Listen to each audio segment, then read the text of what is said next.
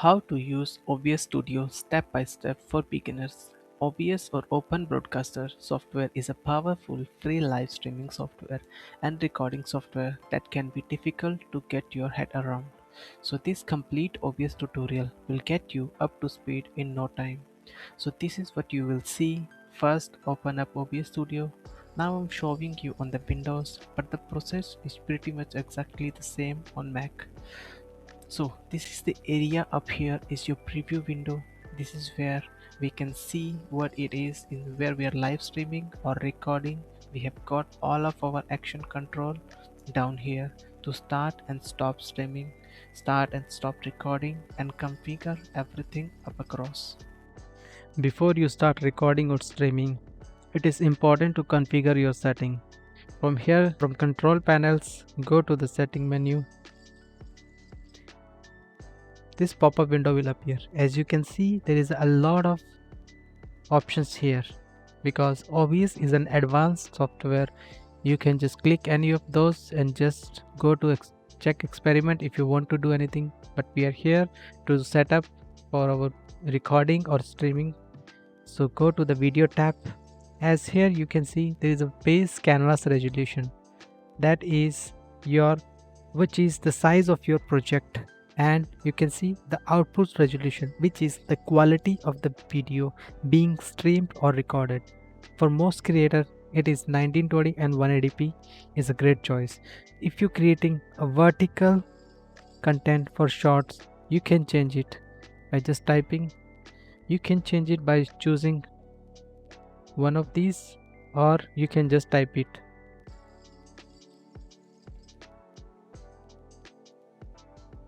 One zero eight zero 1920. From here you can, if you cannot find, just type it. It will set, and just click, hit OK. As you can see, it is changed to a vertical position, but I don't want this, so we will just change it to a normal. You can see this. You can also choose the frame rate from here, from 10 to 60 fps. For most of the creators, for content creation, 30 fps is good, but for if you want to do gaming and for fast-paced videos, 60 fps is good for you. I will choose the 30 fps and just apply. Next, head over to Output tab to adjust your recording and stream quality. If you're streaming, you can set your video bitrate to 5000. If you are streaming, you can set your video bitrate based on your internet speed. With around 5000 kbps is good. 5000 kbps is good, being good for starting point of 180p streaming. If you want to stream in 2K and 4K, you have to change this value bitrate from 15,000 to 25,000 based on your video output quality. If you're recording, you can choose where you want to save your files by this. Just browse, choose the location where you want to save your folder. Recording quality, just choose the same as stream, or you can change it anywhere you want, but I always choose same as stream. Recording format, choose the recording format in MP4 or anyone you want, just choose it MP4. Once that's done, go to the stream tab and connect your preferred platform, whether it is YouTube, Facebook, Twitch, another service. Just go to the service, or you can choose any of them from here. As I have already chose YouTube, I have already connected my account from here. I will show you how to connect this again. Just connect it from here, click on connect, will take you this page, and just log in with your email ID. And now it's connected, as you can see here. After signing in, OBS can even display your live chat and live stream control directly inside the software. Now it's time to add your content. Go to the left side, there is a source panel here. click on the plus icon, as you can see, there is a lot of options available here: application, audio input, browser, color, display or image, media, scenes, video capture, window capture. Select video capture, click the plus icon. As you can see, there is a lot of bunch of options here. First, we'll choose the video capture device. You can rename it anything, and you can choose the device whichever is connected to your PC. Choose your camera and set a desired resolution. You can resize this as per your convenience. To share your screen, create a new source. You can just add a window capture. If you want to share any window of your PC, you can share it from there. It's like this. Uh, Google Chrome, if you want to show the Google Chrome, you can see is showing Google Chrome. And if you want to share File Explorer, will show the File Explorer. And if you want to share any media file, just find here the media and click hit OK on that, and just choose the location of the media file whichever you want to share. I will choose this.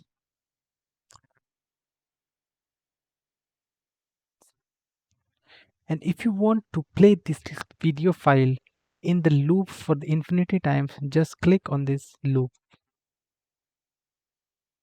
It will show here. Now you can resize according to your output canvas size. You can resize, move and arrange source however you like. Many creators use multiple scenes such as camera, screen sharing, and screen sharing with face cam during a live stream or recording. Switching between these scenes is a simple clicking of them. Just above the sources, you can see there is a scene here. You can create another scene. All three files are inside this scene.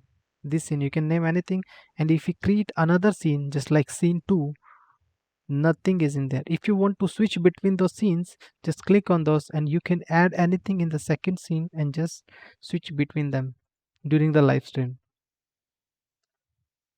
And those three files which are in the order is one above the another. It's like the media file is stay on the top. If you want your camera should come up, you cannot see here your camera, but if you want the camera come up, just put the camera at the top position. Just move it here. Now you can see your camera will appear here,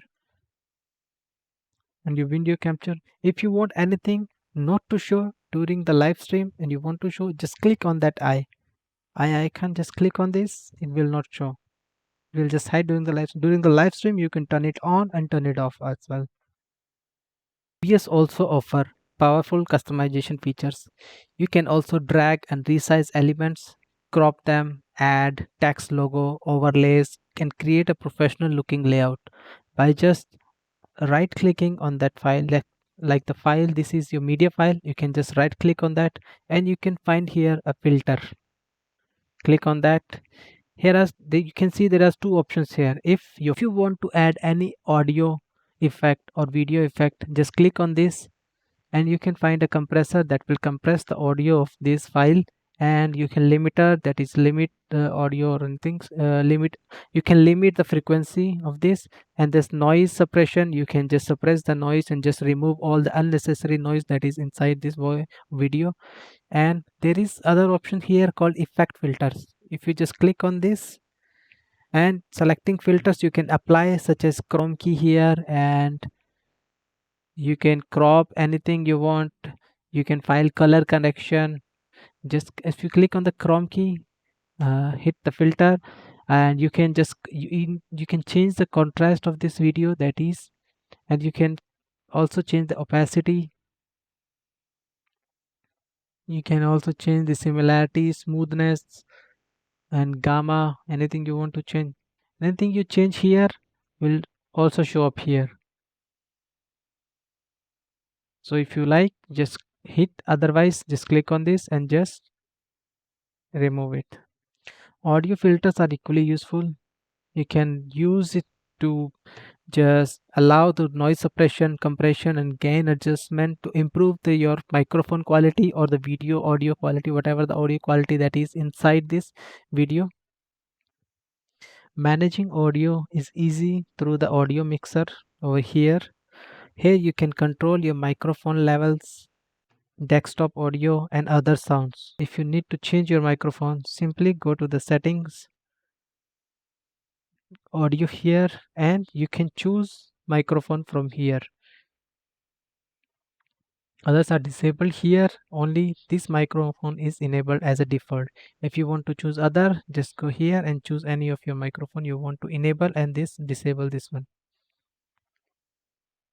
For more advanced production, OBS includes studio mode.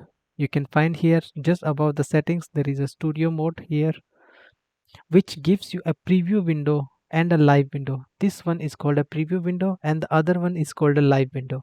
This allow to prepare changes before making them visible to your audience just by clicking on this transaction button. I will show you, like if I add an image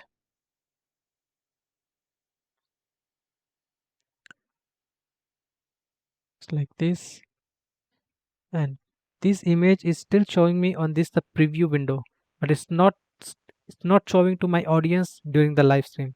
If I just click on this transaction button, now it's showing to your audience as well.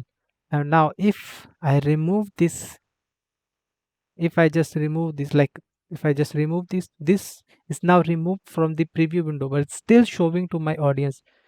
If you want to remove it for your audience as well, just click on this transaction button and you can just close it anytime just clicking on the studio mode. When everything is ready, just click on the start streaming and it will show you a pop-up window. You need to set up a broadcast before you start streaming. So just click on that manage broadcast, and now you just have to put the title of your video and description, and you can make it public, unlisted, and private you want. Choose the category from here, any category, and you can just always keep it like no, it's not made for kids, and you can just add you can upload your thumbnail as well. And after that, just create broadcast. Click on that create broadcast. It will create a broadcast for you. Or you can, after creating, you can just still, if you want the same settings to be appear every time, just click on this remember these settings. It will remember those settings for you, and after next time when you will click on start streaming, it will start streaming again without asking you to create a broadcast. Now you can see after creating broadcast, there is a lot of list of the broadcast will appear here. You can choose from here as well. One additional feature worth exploring is that virtual camera. You can see here virtual camera. This allows OBS to act as a webcam for application like Zoom, Microsoft Teams, and Google Meet, enabling you to use your custom OBS layout, overlays, and scenes during the meeting or presentation. While OBS may look complicated at first, learning the basics of scene, source, audio, and setting will quickly help you create professional quality stream and recording. Hope you like this video, and if you still have any doubt how to stream or you face any kind of issue, just comment below. I will try to help you and you can start streaming from now here. This is all from my side for today. If you like this, if you still have any doubt, please comment below. And if you want to know about how to stream from Prism Live Studio or Streamlabs, just comment below. I will make a video for that as well. See you for the next time.